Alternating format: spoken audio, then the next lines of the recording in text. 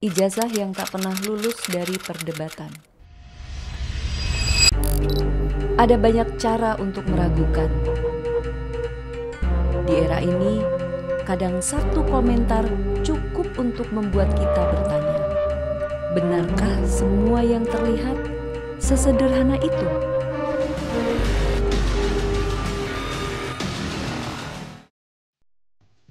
Di tengah ribuan informasi yang berseliweran, satu pertanyaan terus muncul dan entah kenapa tak kunjung selesai. Tentang satu nama, satu dokumen, dan satu klaim yang tak pernah berhenti dipertanyakan, meski katanya sudah dijawab.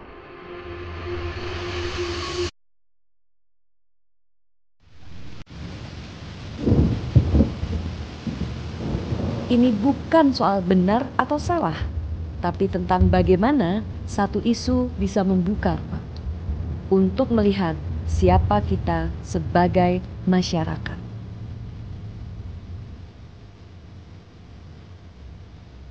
Selamat datang di Ruang Cerita.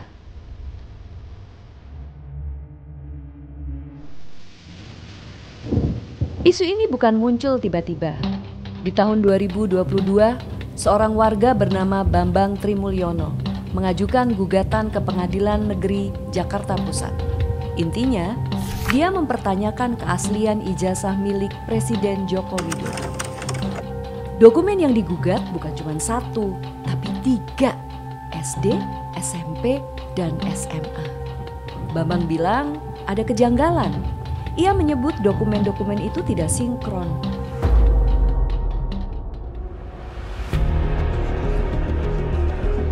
Gugatan itu kemudian muncul ke publik. Liputan media mulai ramai. Isu ijazah yang sebelumnya hanya beredar di sudut internet masuk ke ruang sidang dan menjadi konsumsi nasional.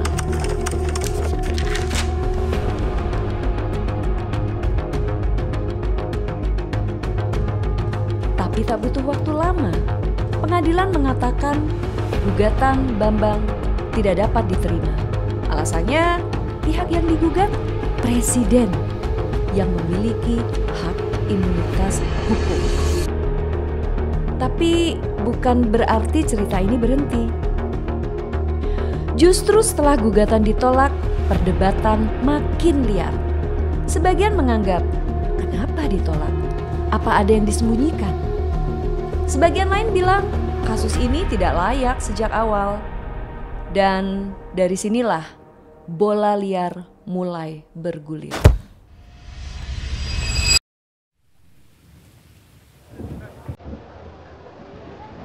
Setelah gugatan ditolak, isu ini tidak menghilang, justru semakin membesar.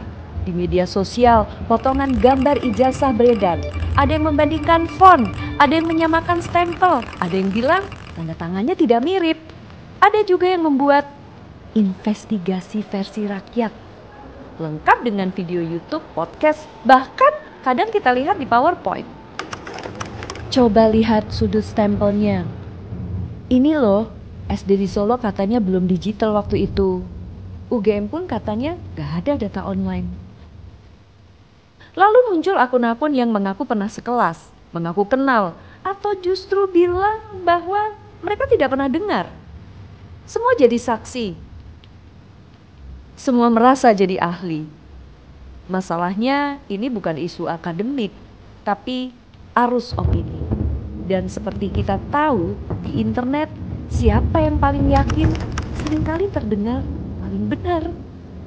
Berita pun makin beredar, dari grup WhatsApp ke Facebook, dari cuitan TikTok, dari tanya-tanya yang kadang-kadang bahkan menjadi sebuah tuduhan, atau dari klarifikasi yang jadi bahan olok-olok. Dan ketika satu pihak mencoba menutup diskusi, yang lain justru menuduh. Loh, kalau benar kenapa panik? Ini bukan tentang ijazah, ini tentang narasi.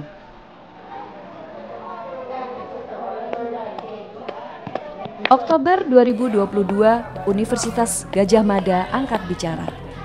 Pihak kampus menyatakan Joko Widodo adalah alumni UGM, lulus tahun 1985 dari Fakultas Kehutanan. Bahkan, Mereka pun menunjukkan nomor ijazah dan juga arsip akademik.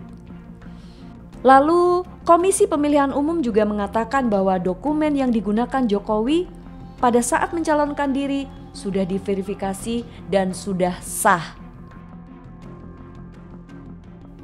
Lalu gugatan di pengadilan, seperti yang kita tahu, ditolak. Secara hukum semuanya jelas, secara akademik sudah dikonfirmasi, dan secara administrasi sudah sah.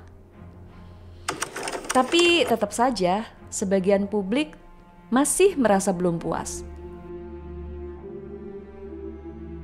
Mereka bilang, kenapa UGM baru bicara sekarang? Kenapa pengadilan tak mau periksa substansi?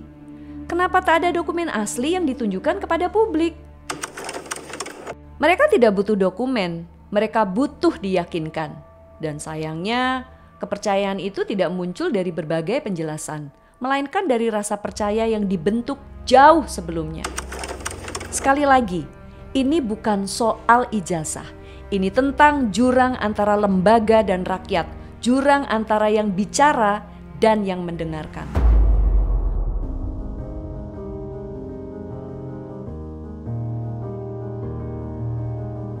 Ada banyak hal yang membuat seseorang ragu, tapi keraguan yang tak kunjung pergi, itu lain cerita. Sudah ada penjelasan dari kampus, sudah ada pernyataan resmi dari lembaga negara, sudah ada keputusan pengadilan. Tapi kenapa isu ini tetap hidup? Mungkin jawabannya bukan pada dokumen, tapi pada rasa percaya yang selama ini sudah hilang. Di negara yang pernah mengalami manipulasi data, pembungkaman suara, penyimpangan institusi, kepercayaan itu jadi sangat mahal. Bagi sebagian orang, semua hal yang datang dari lembaga resmi justru patut dicurigai. Bukan karena mereka tidak tahu pasti, tapi karena mereka terlalu sering dikecewakan. Dan ketika perasaan itu dikawinkan dengan algoritma media sosial, maka keraguan berubah menjadi keyakinan. Dan keyakinan bisa berubah menjadi sebuah gerakan. Di titik ini, tak peduli berapa banyak klarifikasi diberikan, orang-orang sudah memilih siapa yang mereka percaya. Karena bagi sebagian orang, yang mereka cari bukan kebenaran, tetapi pembenaran.